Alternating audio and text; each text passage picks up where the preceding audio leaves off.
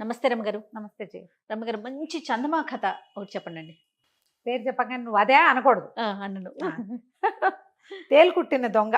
ఓ అందుకే అదే అనలేదు. బాగుందండి. మామూలుగా మనం ఏం చేస్తాము, ఏవో చిన్న చిన్న పొరపాట్లు చేస్తాము. మనమని దొరికిపోయామనుకో అవునవునవును. నిశ్శబ్దంగా ఊరుకుంటాం, మన పేరు చెప్పకుండా. అంతే. అప్పుడు ఏం చేయాలో తెలియదు. నాదేననకూడదు, నేనేననకూడదు, నన్నేననకూడదు, నేను చేశానని చెప్పకూడదు. అవును అవును. వాళ్ళకి తెలుసు అవతల వాళ్ళకి, కానీ మనం బాహాటంగా ఒప్పుకునే పరిస్థితి ఉండదు. అంతే. పిల్లలకి చెప్పాల్సిన మంచి కథ జయ. చెప్పండి. మనకు కూడా భలే ఇంట్రెస్టింగ్గా ఉంటుంది. ఒక ఊళ్ళోట ఇద్దరు స్నేహితులు ఇద్దరు. ఒక ఆయన ధర్మయ్య, రెండో ఆయన రామయ్య. ధర్మయ్య చాలా స్నేహపాత్రుడు, మంచివాడు. రామయ్య కొంచెం పిసినారివాడు, గట్టిగా ఉండేవాడు అనమాట. అయితే ఏమైంది, ధర్మయ్యకి పిల్లలు లేరు, రామయ్యకి కొంచెం కుటుంబం బాగానే ఉంది, ఏదో వెడ్డి వ్యాపారం కూడా ఉంది, వ్యాపారం ఉంది. కొంతకాలం అట్లా గడవగా వీళ్ళు కొంచెం నడి వయసులోకి వచ్చాక ఈ ధర్మయ్య అన్నాడు, ఆ పిల్ల పాప సంపాదించి పెట్టింది బోల్డ్ ఉంది, ఇదంతా ఏం చేసుకుంటాము, ప్రయాణాలకు వాడుకుంటాను, మేము కాశీ పోయేస్తాము అని చెప్పి కాశీ ప్రయాణానికి అంతా ఏర్పరచుకున్నాక ఆయన ఒక డిబ్బెన్లో వేసి పెట్టినవి ఒక 100 వరహాలు ఉన్నాయి. ఏం చేశాడు, నేను ప్రయాణానికి వెళ్ళిపోతున్నాను, ఇల్లు తాళం పెట్టి పెడతామా 2 నెలలు 3 నెలల పాటు, కనీసం 3 నెలలు మినిమం 6 నెలల దాకా పట్టచ్చు కాశీ ప్రయాణం. మరి ఒక 100 కాసులు ఉన్నాయి, 100 నీ దగ్గర పెట్టు, ఓకే, దాచిపెట్టు. ఇంట్లో పెడితే ఈ 6 నెలల్లో ఏమైనా అవ్వచ్చు కదా, అంతే. ఎవరైనా దొంగలు పెడితే వచ్చాక నాకు ఆధారం ఉండదు, ఖర్చు పెట్టేసుకుంటాను, మిగిలింది పట్టుకెళ్ళింది అంతా. కాశీ యాత్రల్లో ఎలా చేసేవాళ్ళు అంటే జయ, ఇది ఒక తెలుసుకోవాల్సిన విషయం. మనం ఈ ప్రయాణానికి ఇంత అని ప్లాన్ చేసుకున్నాం అనుకో, అక్కడ అంత ఖర్చు అవ్వలేదు, మిగిలిందంతా దానం చేసి ఒట్టి చేతులతో వెనక్కి వచ్చేవాళ్ళు. బా అట్లా చేసేవాళ్ళు. తిరుపతి యాత్రకని ఏర్పాటు చేసుకున్నాము, అంత అవ్వలేదు, తిరిగి తీసుకురారు. అలా చేసేవాళ్ళు. బా ఎంత మంచి విషయం కదా రమ్మగారు. యాత్ర అంటే అది. కానీ ముందు నుంచి పక్కన ఉంచేవారు కదా రమ్మగారు. పెట్టుకునేవాళ్ళు, ప్రయాణానికి వెళ్ళాలి అనుకుంటే ఒక హుండీ పెట్టుకొని దాంట్లో వేసుకుంటూ ఉండేవారు. అందుకని పట్టుకెళ్ళిన డబ్బు అయిపోతే ఊరి నుంచి రాగానే ఈ డబ్బు ఉండాలి ఇక్కడ అని చెప్పేసరికల్లా ఈ రామయ్య అన్నాడు, ఓ అబ్బా నీ డబ్బులు నా దగ్గర పెడితే ఖర్చు అయిపోయినాయి అనుకో, మళ్ళీ నేను అచ్చుకోవద్దు, డబ్బులు ఉంటే చెయ్యి ఆడుతూ ఉంటుంది దాని మీదకి, ఎక్కడైనా దాపెడదు అన్నాడు.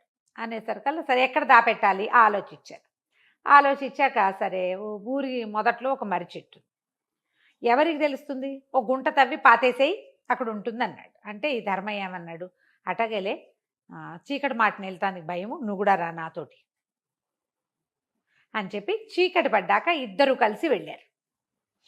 ఒక చోట తవ్వి ఈ మా ముంత దాచిపెట్టి మూసేశారు. ఇద్దరు కలిసి ఇంటికి వచ్చారు.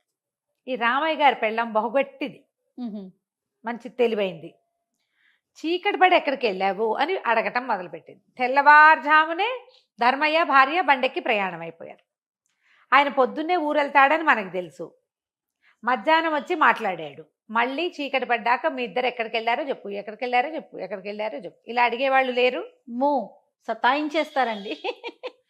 ఊరికే అలా వెళ్ళేసంటే ఎక్కడికి వెళ్ళావు మనకే పీకేస్తూ ఉంటుంది లోపల కదా, ఏం చేసి వచ్చేసారో అని. అదేం ఉండదు. అయినా సరే అయితే బాగా చాలా సార్లు అడిగి కాదు రమ్మగారు, ఏదైనా అనుమానం ఉన్నప్పుడు ఇలాంటి ప్రశ్నలు ఎక్కువ ఉంటాయి కదా కదా. జనరల్ గా మనమే ఉండక్కర్లా, మామూలుగా కూడా ఉండొచ్చు. అది ప్రేమగానే తీసుకోవచ్చు. ప్రేమ అంటే వీళ్ళు ఈ బొమ్మ నాది, ఇదేం చేసినా నాకు తెలియాలి. అది మగవారికి ఎక్కువ ఉంటుంది, ఆడవాళ్ళకి కూడా ఉంటుంది. అమ్మో ఎక్కువ ఉంటుంది ఆడవాళ్ళకి. మగవాళ్ళకు ఉండేది పొసెసివ్నెస్, అనుమానంలోకి దారితీస్తుంది. ఆడవాళ్ళకి ఆరాలు ఎక్కువ. ఇది కరెక్ట్. ఆరాలు ఎక్కువ. ఆడవాళ్ళకు ఉన్నంత ఆరా మగవాళ్ళకు ఉండదు. వాళ్ళు నమ్మేస్తూ ఉంటారు. ఆడాళ్ళు చచ్చిన నమ్మరు. నమ్మలేదా ఇక అంతే సంగతిలా. నమ్మక్కర్లేదు జయ, నమ్మకం ఉన్నా కూడా ఆరా మానరు ఆడబుద్ధి. మనం మాట్లాడుకోకూడదు. అవును, అది ప్రజలకు ఇలాంటి విషయాలు చెప్పకూడదు అసలు. మన గురించి మనమే చెప్పుకుంటే ఎట్లాగా. ఇక 4 రోజులు 5 రోజులు వారం రోజులు 10 రోజులు 15 రోజులు గడిచినా కూడా ప్రశ్నిస్తూనే ఉంది. 15వ రోజున ఆయనకి విసుగు పుట్టి చెప్పాడు, మా ధర్మయ్య 100 కాసులు దాచుకున్నాడే అనేసరికల్లా, అమ్మో నిన్ను తీసుకెళ్ళాటయ్యా అంది. తీసుకెళ్ళాడు, ఇద్దరం కలిసి అనేసరికల్లా, వాళ్ళు రాబోయారా, యాత్రలకు వెళ్ళిన వాళ్ళు ఊరికే వస్తారా, డబ్బులు పట్టరా, ఏదైనా నగా నట్రా చేయించుకుంటాను, 100 కాసులు పెట్టాను. ఇక మొగుడిని పోరేసింది. వాడి డబ్బులతోటి మనం కాసులు చేయించుకోవటం ఏమిటే అంటున్నాడు. కానీ ఇక ఆవిడ అన్నం కూడా పట్టి తెచ్చేదాకా ఊరుకోవాలి. డబ్బులు తీసుకొచ్చేసాడు. 100 కాసులు పెట్టి ఈవిడ 50 నవర్సులు, అప్పుడు నవర్సు 2 కాసులు, 50 నవర్సుల బంగారం కొనుక్కుని పైన ఏదో కొంచెం వేసుకుని చేయించుకుంది. బంగారం చేయించుకుని ఒంటేడు నగలు పెట్టుకుంది. 50 కాసులు అంటే తక్కువ మరి. సరే, అక్కడి నుంచి ఏమైంది, 6 నెలలు గడిచాయి. ధర్మయ్య గారు ఊళ్ళోకి వచ్చాడు. ఆ పూట ఏమైంది, వీళ్ళు బాగా తెల్లవారేసరికి ఊళ్ళోకి వచ్చేసాడు. వచ్చేసి ఏమనుకున్నాడు, పొద్దుటి పూట మన డబ్బులు మనం తెచ్చుకోవడానికి మనకేం భయం, భార్యను వాకిట్లో దిగబెడిచి నువ్వు వెళ్ళి ఇల్లు వాకిలి సవరించుకోవే, నేను పోయి డబ్బులు తీసుకొస్తా అని చెప్పాలి ఆవిడికి. ఇప్పుడే వస్తా అని చెప్పి వెళ్ళిపోయాడు మర్రి చెట్టు దగ్గరికి. వెళ్ళి తవ్వి చూస్తే ఏముంది, ఖాళీ. కాంతపోయాడు. ఎవరికి తెలుసు, నాతో పాటు పెట్టినవాడు వీడు. ఏం చేయాలో తెలియలే. అడిగితే ఏమంటాడో. స్నేహం, 30 ఏళ్ల స్నేహం. సరే, ఆ ఊర్లో న్యాయాధికారి ఒక ఆయన ఉన్నాడు. గ్రామాధికారి, న్యాయాధికారి కూడా.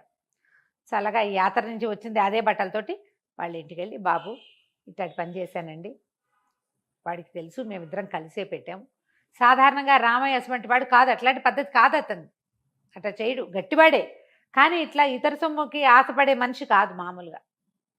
ఎందుకు ఇట్లా జరిగిందో తెలియదు, ఇప్పుడు నేను ఏం చేయాలి, ఎట్టా అడగాలి అంటే ఆయన అన్నాడు, నువ్వు అడిగేవా అల్లరైపోతావు, అడగద్దు, ఇంకో ప్లాన్ చెప్తాను అన్నాడు.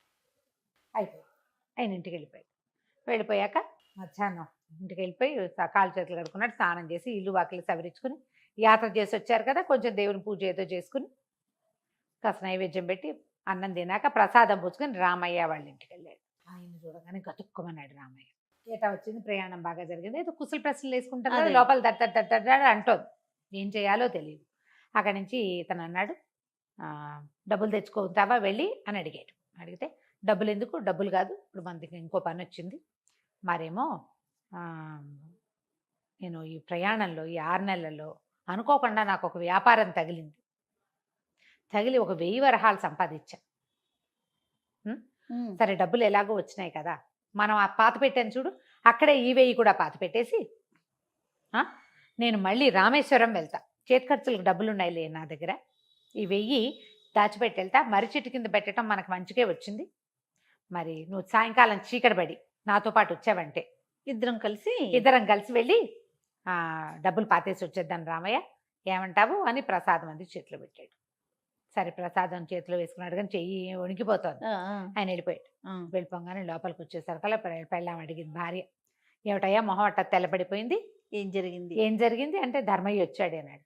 అమ్మో, వచ్చాడా, ఆ రాకేమిటి, ఇప్పుడు 1000 వరహాలు సంపాదించాట, అవి అక్కడ పాతి పెడదామంటున్నాడు, తీరా తవ్వి 100 కనపడిపోతే ఏమంటాడో అని అన్నాడు. ఇవిడి కళ్ళు మిరుమిట్లు గొలిపేసినాయి. 1000 వరహాల, ఎంత బంగారం వస్తుంది ఆలోచించి పాదరసంలా పనిచేసింది ఆవిడ తెలివి. వెళ్ళి ఏమై నీకు తెలివి తక్కువ, పిచ్చా నీకు, నేను 100 వరహాలు పట్టుకొస్తా, తీసుకెళ్ళి అక్కడ పాతి పెట్టేసి, రాత్రికి ఆయన వచ్చి 1000 వరహాలు పాతి పెడతాడు, 100 1000 కలిపి 1100 అవుతాయి మొత్తం తీసుకొని. ఆయన వెళ్ళిపోయాక, ఆయన ఊరు వెళ్ళిపోయాడు, రామేశ్వరం వెళ్ళిపోయాక తెచ్చేసుకుందాము అని. ఇప్పుడు డబ్బులు ఎక్కడవే, మన దగ్గర అన్ని వాడేసావుగా, మన దగ్గర ఎక్కడవే 100 వరహాలు, అన్ని వాడేసావు కదా, ఏదో 10-15 ఉంటాయి అన్నాడు. అందుకే నీ మొహల్లా ఉంది, బంగారం లేదు, నగా నట్రా తాకట్టు పెట్టేసి గబుక్కుని వెళ్ళిపోయి, ఇప్పుడే తాకట్టు పెట్టేస్తే 100 వస్తుంది, ఆ 100 పట్టుకెళ్ళి పాతి పెట్టేసిరా, గుర్తుచప్పుడు కాకుండా అరగంటలో చేయాలి నువ్వు ఈ పని, మళ్ళీ చీకటి పడేసరికల్లా ఎవరైనా ఆడు తిరిగారంటే ఇబ్బంది అవుతుందని. ఈ మేఘాల మీద పెళ్ళాం తాలూకు నగలు పెట్టి పుచ్చుకుని మరి తమకి వెనకాల సందులో పరిచేస్తేనే ఒక ఆయన దగ్గర కుదవబెట్టి అర్జెంటుగా డబ్బులు కావాలని 100 వరహాలు తెచ్చి అట్టించటే మర్రి చెట్టు దగ్గరికి పరిగెత్తుకుంటూ వెళ్ళిపోయి ఎవరు లేకుండా అటు ఇటు చూసి ఆ డబ్బుల్ని పాత ఏ పెట్టెలో వేసి మట్టి ముంతలో పోసి పెట్టారు కదా, అట్లాంటిది ఒక మట్టి ముంత చూసి ఆ మట్టి ముంతలో పోసేసి గోతులు పెట్టేసాయి. అంతే అయిందా. సరే, ఇది అయిపోయిన తర్వాత సాయంత్రం 6 గంటలకల్లా ధర్మయ్య గారు చల్లగా వెళ్ళి తన డబ్బులు తను తవ్వుకుని తెచ్చేసుకుని ఇంటికి వచ్చేసాడు. అయిపోయింది. అక్కడి నుంచి ఏమైంది, రాత్రి అయింది, 10 అయింది, 11 అయింది, ఎప్పటికీ ధర్మయ్య రావటల్లా. ఈ రామయ్య గారు ఎదురు చూస్తున్నాడు, ఏమిటి రాడు రాడు రాడు రాడు అని. 11 గంటల దాకా చూసి 11ంటికి పోయి వాళ్ళ ఇల్లు తలుపు కొట్టాడు. ఏమిటి ధర్మయ్య రాలేదు, మరి డబ్బులు పాతి పెట్టాలంటివే, నీకోసం మెలకుగా కూర్చున్నానంటే, ఎందుకు లేదు, చేయదలుచుకోలేదు, సాయంకాలమే వెళ్ళి నా 100 నేను తెచ్చేసుకున్నాను, ఇప్పుడు ఆ 1000 వేరే వ్యాపారంలో పెడదాం అంటున్నాను, గ్రామాధికారి కూడా సలహా చెప్పాడు, ఆడ పెడదాం అనుకుంటున్నాను, నేనేం రామేశ్వరం ప్రయాణం వెళ్ళటలా, మా ఆవిడ కూడా వద్దంటుంది, మానేశాను ప్రయాణం, ఇంత రేటుగా వచ్చావు, పోయి నిద్రపో, ఎందుకు నిద్ర అంతా పాడు చేసుకున్నావు అని చెప్పి తలపేసుకున్నాడు. కతుక్కమన్నాడు, ఇప్పుడు ఏం చెయ్యాలి? 200 రూపాయల బంగారాన్ని తీసుకెళ్ళి 100 రూపాయలు కుదవబెట్టాడు. ఇప్పుడు 100 పోగేస్తే కానీ తమ బంగారం తమకు వెనక్కి రాదు. అంతే. ఇప్పుడు ఏమయ్యాడు? ఆ డబ్బులు నావి అని అనలేడు, ఆయనవే కదా. అంతే. తేలుకుట్టిన దొంగల్లే వెనక్కి తిరిగాడు. పెళ్ళాన్ని తెలివితేటలు పోయినాయి, మొగుడు తెలివితేటలు పోయినాయి. ఇతరుల సొమ్ము కాసు పెడితే ఇలా జరుగుతుంది. చాలా బాగుందండి. చూడు ప్లాన్ ఎంత బాగుంది. నమస్తే. కర్ర విరగలేదు, పాము పాము చావలేదు. అది. నమస్తే రమ్య గారు. నమస్తే జయ.